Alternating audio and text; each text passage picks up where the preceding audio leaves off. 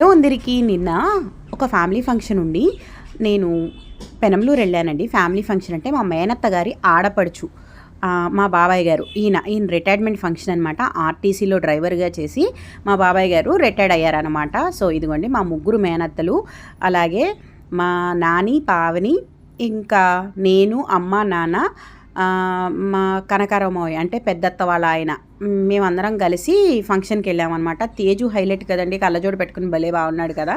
So మేమందరం కలిసి ఫంక్షన్కి వెళ్ళాము. సో అక్కడ ఇలా మేమందరం కలిసి ఇలా ఫ్యామిలీ పిక్ దిగామన్నమాట.